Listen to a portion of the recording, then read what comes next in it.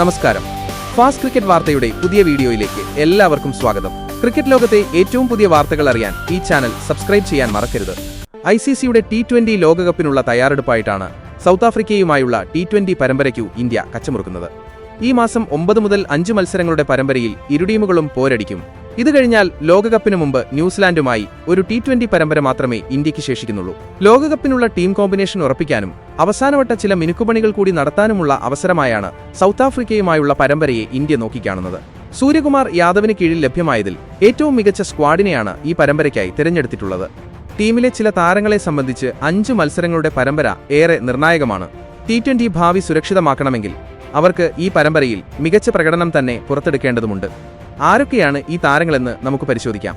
Indian vice ക്യാപ്റ്റനും യുവ ഓപ്പണറുമായ ശുഭ്മൻ ഗില്ലാണ് ഈ ലിസ്റ്റിലെ ആദ്യത്തെയാൾ. കഴിഞ്ഞ ഏഷ്യ കപ്പിൽ അദ്ദേഹത്തെ വൈസ് ക്യാപ്റ്റനായി പ്രഖ്യാപിച്ചപ്പോൾ പലരും നെറ്റിച്ചുളിച്ചിരുന്നു.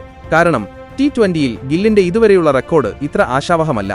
മാത്രമല്ല, അഭിഷേക് ശർമ്മയും സഞ്ജു സാംസണും ഓപ്പണിംഗ് ജോഡികളായി മികച്ച പ്രകടനം നടത്തിക്കൊണ്ടിരിക്കവെയാണ് ഗില്ലിനെ അപ്രതീക്ഷിതമായി T20 ടീമിലേക്ക് തിരികെ വിളിച്ചത്. ഒരു വർഷത്തോളം ടീമിന് പുറത്തിരുന്ന ശേഷമായിരുന്നു അദ്ദേഹത്തിന്റെ മടങ്ങിവരവ്. പക്ഷേ രണ്ടാം വരവിലും ഓപ്പണറായി ഗില്ലിന് കാര്യമായി തിളങ്ങാനുമായിട്ടില്ല. 12 T20കളിലാണ് അദ്ദേഹം ഈ വർഷം കളിച്ചത്. പക്ഷേ ഒരു 50+ സ്കോർ പോലും കുറിക്കാൻ ഗില്ലിനായിട്ടില്ല. 28.78 എന്ന മോശം ശരാശരിയിൽ 143.90 സ്ട്രൈക്ക് റേറ്റിൽ നേടിയത് 259 റൺസാണ്. T20യിൽ ഗില്ലിന്റെ ഓപ്പണിംഗ് റോൾ ഇതിനകം ചോദ്യം ചെയ്യപ്പെട്ടു കഴിഞ്ഞു. അതുകൊണ്ട് തന്നെ വിമർശകരുടെ വായടപ്പിക്കാനും T20 ടീമിൽ സ്ഥാനമുറപ്പിക്കാനും അദ്ദേഹത്തിന് മികച്ച ചില ഇന്നിംഗ്സുകൾ ആവശ്യമാണ്. അതിനായില്ലെങ്കിൽ പുതിയ ഓപ്പണിംഗ് കോമ്പിനേഷനെക്കുറിച്ച് ടീമിന് ആലോചിക്കേണ്ടതായും വരും. സ്റ്റാർ ഓൾറൗണ്ടർ ഹാർദിക് പാണ്ഡ്യയാണ് ഈ ലിസ്റ്റിലെ അടുത്തയാൾ. പക്ഷെ ശുഭ്മൻ ഗില്ലിനെ പോലെ മോശം ഫോമല്ല, ഫിറ്റ്നസ് ആണ് അദ്ദേഹത്തിന്റെ മുന്നിലുള്ള വെല്ലുവിളി. പരിക്ക് ഭേദമായി ഒരിടവേളയ്ക്ക് ശേഷമാണ് ഇന്ത്യൻ ടീമിലേക്കു ഹാർദിക് മടങ്ങിയെത്തിയത്. UAEയിൽ നടന്ന ഏഷ്യ കപ്പിലെ സൂപ്പർ 4 മത്സരത്തിനിടെയാണ് അദ്ദേഹത്തിന് പരിക്കേറ്റത്. ഇതേ തുടർന്നു ഫൈനൽ ഉൾപ്പെടെ നഷ്ടമാവുകയും ചെയ്തു. അതിനുശേഷം ഓസ്ട്രേലിയക്കെതിരായ T20 ഏകദിന പരമ്പര, സൗത്ത് ആഫ്രിക്കയുമായുള്ള ഏകദിന പരമ്പര എന്നിവയിലും ഹാർദിക്കിന് കളിക്കാനായില്ല.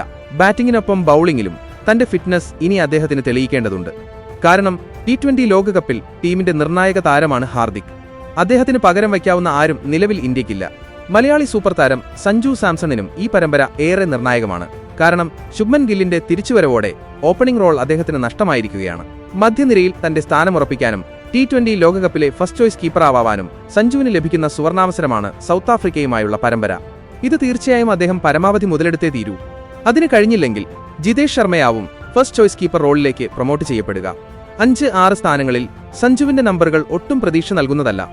അദ്ദേഹം നേരിടുന്ന പ്രധാന വെല്ലുവിളിയും ഇതാണ്. അഞ്ചാമനായി 8 കളിയിൽ നിന്നും 127.78 സ്ട്രൈക്ക് റേറ്റിൽ 138 റൺസും, ആറാമനായി ഒരു കളിയിൽ 100 സ്ട്രൈക്ക് റേറ്റിൽ 12 റൺസ് മാത്രമേ സഞ്ജു സ്കോർ ചെയ്തിട്ടുള്ളൂ.